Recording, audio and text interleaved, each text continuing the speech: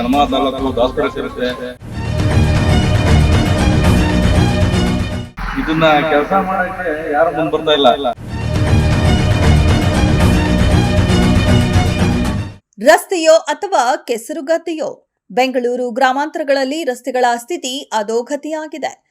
ಮಾತಿಗೂ ದಂಡಾಸ್ತ್ರ ಪ್ರಯೋಗಿಸುವ ಸರ್ಕಾರ ರಸ್ತೆಗಳ ದುರಸ್ತಿ ವಿಚಾರದಲ್ಲಿ ಮಾತ್ರ ಬೇಜವಾಬ್ದಾರಿತನ ತೋರುತ್ತಿದೆ.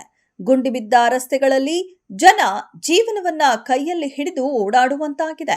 ವಾಹನ ಸವಾರರು ಗುಂಡಿಯಲ್ಲಿ ಬಿದ್ದು ಪ್ರಾಣಾಪಾಯ ತಂದುಕೊಳ್ಳುವಂತಾಗಿದೆ.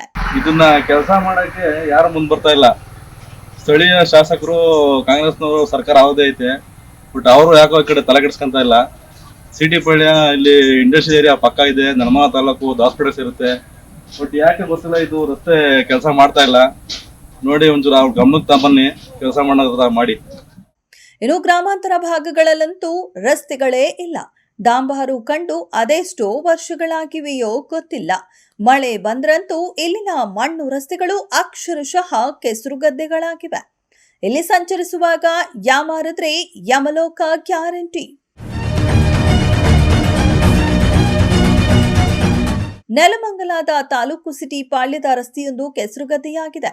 ಕಾಲಿಟ್ರೆ ಸಾಕು ಜಾರು ಬಂಡಿಯಾಗುತ್ತದೆ. ಅದೆಷ್ಟೋ ಜನ ಇಲ್ಲಿ ಕಾಲು ಜಾರಿದ್ದಾರೆ.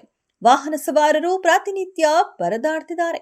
ಆದ್ರೂ ಇಲ್ಲಿನ ಕಾಂಗ್ರೆಸ್ ಶಾಸಕರು ರಸ್ತೆ ದುರಸ್ತಿಗೆ ಮುಂದಾಗಿಲ್ಲ. ಮೂಲಭೂತ ಸೌಲಭ್ಯಗಳಿಗೂ ಹಣವಿಲ್ಲದೆ ಸರ್ಕಾರ ದಿವಾಳಿಯಾಗಿದ್ದೇವೆ.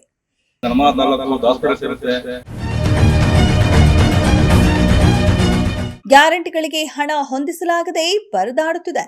ಸಿಕ್ಕ ಹಣದಲ್ಲಿ ಲೂಟಿ ನಡೆಯುತ್ತಿದೆ. ಸರ್ಕಾರದ ಈ ಬೇಜವಾಬ್ದಾರಿತನದಿಂದ ಸಾರ್ವಜನಿಕರು ಸಂಕಷ್ಟ ಅನುಭವಿಸುವಂತಾಗಿದೆ. ಈ ಕೂಡಲೇ ರಸ್ತೆ ಸರಿ ಮಾಡದಿದ್ರೆ ಜನರು ರೊಚ್ಚಿಗೇಳುವುದು ಗ್ಯಾರಂಟಿ. ಕೆಲಸ ಮಾಡ್ತಾ ಇಲ್ಲ.